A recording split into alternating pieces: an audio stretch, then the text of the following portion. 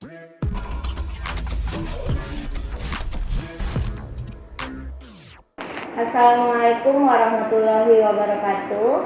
Perkenalkan, nama saya Naks Rizka Ausriati MK. Baiklah, pada hari ini saya akan menjelaskan dan mempraktekkan terkait dengan keperawatan jiwa, khususnya untuk harga diri rendah. Sebelum kita akan mempraktekkan strategi pelaksanaan pada harga diri rendah, di sini saya akan menjelaskan sedikit terkait dengan apa itu harga diri rendah. Jadi, pengertian dari harga diri rendah ini adalah di mana pasien merasa rendah diri, pasien merasa tidak berarti karena memang pasien menilai dirinya negatif.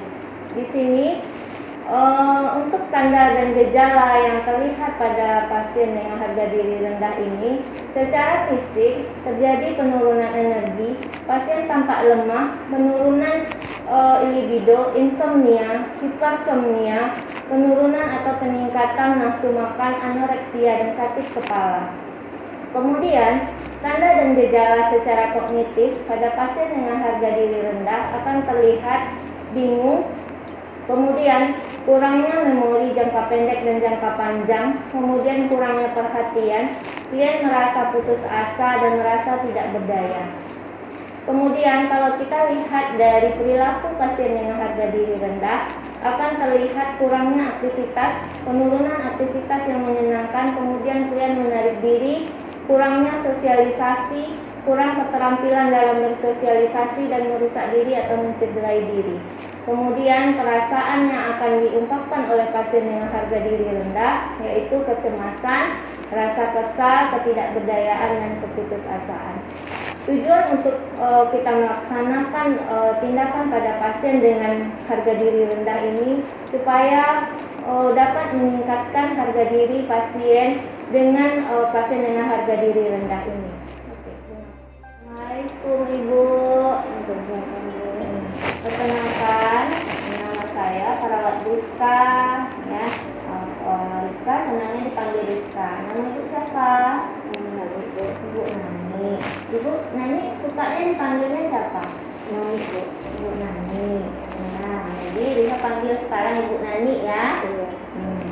Sekarang gimana perasaan Ibu Nani? Agak sedih sedikit, Bu. Sedih. Kenapa Ibu Nani sedih? Sedih ya karena sekarang pandemi. Pekerjaan nggak ada. Semua orang pandemi ya, pekerjaan nggak ada. Sebelumnya Ibu Nani kerja. Sekarang nggak lagi kerja. Sekarang nggak ada lagi, Bu. Sekarang nggak ada lagi kerja. Dengan tidak ada pekerjaan sekarang, gimana rasanya yang Ibu Nani rasakan? Banyak kekurangannya, Bu. Banyak kekurangannya. Apa kekurangannya bisa Bu Nani sebutkan? Itu dari untuk menghidupi anak-anak, apalagi sekolah sekarang pakai daring. Ya, dari mana lah uangnya, Bu? Nggak ada keuangan untuk menghidupi anak-anak yang Kemudian dengan apa yang Ibu Nani rasakan tadi, gimana pandangan Ibu Nani terhadap diri Ibu Nani sendiri? Saya merasa agak itulah, Bu, rasa nak bangun. Ya kalau anak minta jajan, jadi nggak ada. Merasa ini Bu Nani ya, merasa malu. Rasa sama tetangga. Anak gitu, Bu. Sementara anak juga harus dihidupi. Kemudian mengganggu enggak dalam kehidupan sehari-hari Ibu Nani? Mengganggu juga, Bu. Kadang kita merasa letih, kadang rasanya ngomel gitu di dalam rumah. Kemudian harapan Ibu Nani bagaimana, Bu? Harapannya supaya dapat kerja lah, Bu, untuk menghidupi keluarga. Anak-anak tuh bisa menghidupi untuk sekolahnya. Kalau paket internetnya lah, Bu, gitu, belanjanya, lalu makannya lah. Ya, jadi bagus sekali ya Ibu Nani sudah bisa mengungkapkan apa yang Ibu Nani rasakan. Ya, kemudian dengan apa yang Ibu Nani rasakan tadi, kira-kira apa yang sudah, kan Ibu Nani menyampaikan tadi kalau Ibu Nani merasa malu, tidak berguna. Kemudian dengan perasaan itu Ibu Nani merasa tidak mau bersosialisasi ya, tidak mau, lebih banyak di rumah ya, kemudian mengurung diri aja di kamar, tidak mau berkawan-kawan lagi ya. Itu yang Ibu Nani rasakan ya. Kemudian dengan perasaan yang Ibu Nani rasakan tersebut, apa yang sudah Ibu Nani lakukan di rumah? Di rumah paling-paling menyapu, memasak. Kalau ada yang tadi masak tuh mapel, ya beres-beres lah. Ya bagus sekali ya apa yang sudah Ibu Nani lakukan dengan untuk mengurangi perasaan-perasaan yang sudah Ibu Nani rasakan tadi ya. Oke, baiklah. Sekarang perawat desa akan menjelaskan ke Ibu Nani bagaimana cara untuk menghilangkan perasaan-perasaan yang Ibu Nani rasakan tadi ya. Apakah Ibu Nani mau? Mau ya. Dimana tujuannya supaya perasaan itu tidak ada lagi ya. Ibu Nani sudah merasa tidak merasa malu, tidak merasa rendah diri lagi ya. Tempatnya Ibu Nani tidak apa-apa kita berbicara di sini ya, lebih kurang 15 menit ke depan. Apakah Ibu Nani setuju? Iya, Setuju ya. Jadi topiknya yaitu untuk melatih kegiatan harian yang akan kita lakukan. Oke Bu Nani. Oke ya. Kemudian Ibu Nani sukanya tadi sudah Ibu Nani sampaikan ya, ada menyapu, ngepel ya. Kemudian apalagi kegiatan-kegiatan yang bisa Ibu Nani lakukan? memasak. Ya, kita sambil kita tulis ya Bu Nani ya. Iya, Bu Nani bisa menulis atau bagaimana, bisa yang tulis? bisa diketik. Oh, bisa. Nah, coba Bu Nani tulis apa saja kegiatan-kegiatan yang dapat Ibu Nani lakukan di rumah. Yang mampu Ibu ya dilakukan. Iya, yang mampu Ibu lakukan. Ya, menyapu, kemudian memasak, kemudian ngepel ya. Banyak sekali ya kegiatannya yang bisa Ibu Nani lakukan. Kemudian melap kaca Ibu Nani bisa? Oh, bisa. Bisa. Ngepel sudah juga deh. Melap kaca. Mencuci bisa? Bisa. Suka nggak mencuci? Suka Bu. Jadi tulis semua kegiatan-kegiatan yang memang Ibu Nani sukai ya.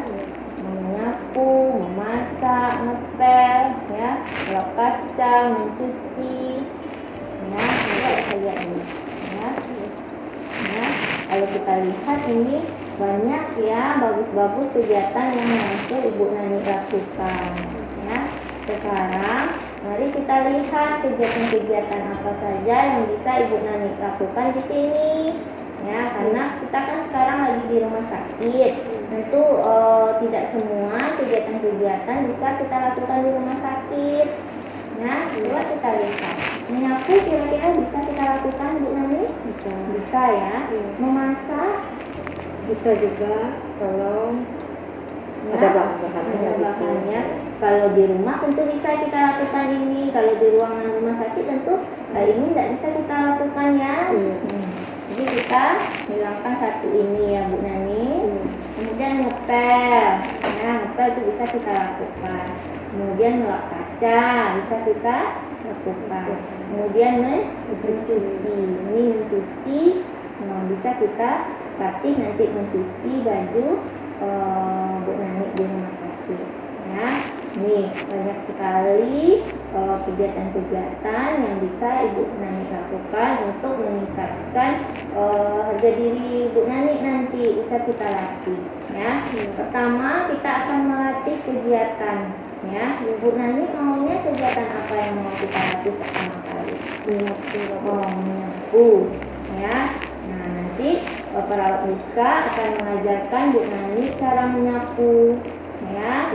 Jadi di sini Bu Rizka ini sudah membawa alat-alat untuk menyapu ya.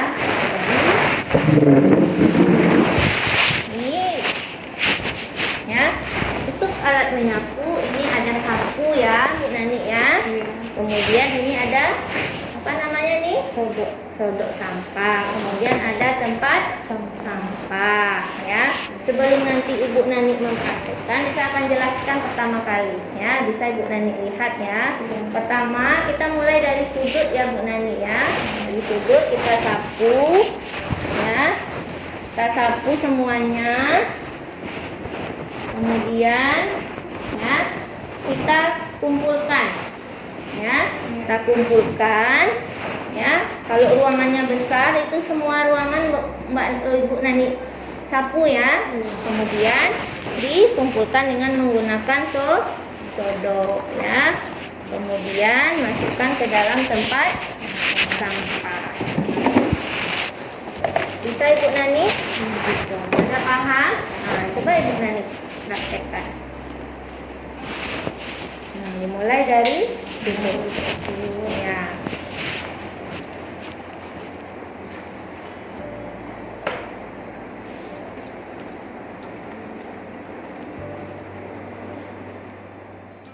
Kumpulkan ya. Nah, sekali ya Bu Nani sudah mampu untuk menyapu ya. Coba duduk lagi.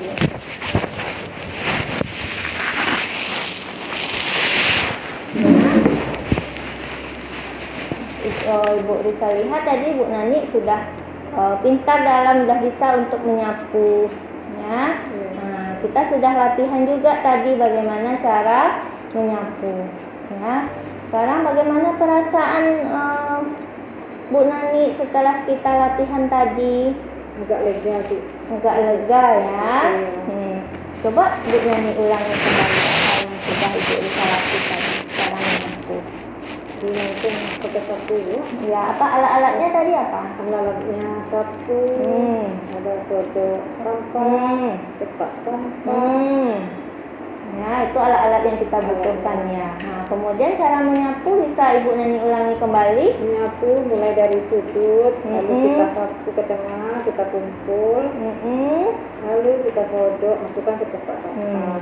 Ya, sudah benar ya apa yang Ibu Nani sampaikan tadi. Nah, sekarang kita akan memasukkan ke dalam jadwal kegiatan sehari-hari ya. Jadi ini adalah jadwal kegiatan harian yang nanti Ibu Nani isi ya. Ini nanti Ibu Nani yang pegang ya. Nah, tadi kan kita sudah latihan ini menyapu ya. Nah, untuk besok Ibu Nani latihan menyapunya maunya berapa kali sehari? Berapa? 2 kali, kurang lebih 2 kali. 2 kali. Bu Nani maunya latihan kita jam berapa? Jam 10 lah. Jam 10. Nah, saya tulis di sini ya Bu Nani ya, menyapu ya. Nah, satu lagi jam berapa? 10, satu lagi jam 2. Jam 2. Ya. Jadi maksudnya di sini, ini Bu Nani tulis tanggal ya. Kayak sekarang kan tanggalnya tanggal 7 ya, ini 7. Besok tanggal 8 ya, tanggal 9 ya. Ini setiap hari diisi ya Bu Nani ya. Jadi kita Bu Nani nanti latihannya 2 kali sehari, ada jam 10 sama jam 2 ya. Nah, jadi nanti pada saat jam 10 ya, kalau sekarang tentu sudah lewat ya Bu Nani, berarti jam 2 ya. Jam 2 berarti jika Bu Nani bisa melakukannya sendiri, berarti Bu Nani tulis di sini M ya. Nah, kalau tidak dikerjakan atau dibantu, kalau dikerjakannya tapi dibantu, tulisnya B ya. Tapi kalau tidak dikerjakan, tulisnya T ya di sini. Begitu juga untuk besok ya. Jadi dia ada, nah besok jam 10 dengan jam 2 ya. Apakah Bu Nani mengerti, paham ya? Jadi latihan menyapunya jam 10 dengan jam 2 ya. Ibu Nani ya. Oke, untuk pertemuan kita hari ini sudah 15 menit ya. Besok bagaimana kalau kita ketemu lagi? Bu Nani apakah mau? Iya. Mau, Iya. ya. Maunya besok kita ketemu jam berapa? Ini kan 10. Jam 10, ya 10 pagi ya. Iya. Besok kita ketemu jam 10. Bu Nani maunya tempatnya kita ketemu di mana? Seperti biasa aja lah. Bu. Biasa, di ruangan di kamar Bu Nani aja. Boleh. Ya, nanti Bu Risa akan datang ke sana jam 10. Di mana untuk besok kita akan melatih kegiatan Bu Nani yang kedua. Ya, Iya. oke Bu Nani. Ya, sekarang Bu Nani sudah silakan untuk beristirahat kembali ya. Oke, assalamualaikum warahmatullahi wabarakatuh. Demikianlah penjelasan dan demonstrasi untuk keperawatan jiwa khususnya HDR untuk strategi pelaksanaan SP1. Semoga bermanfaat.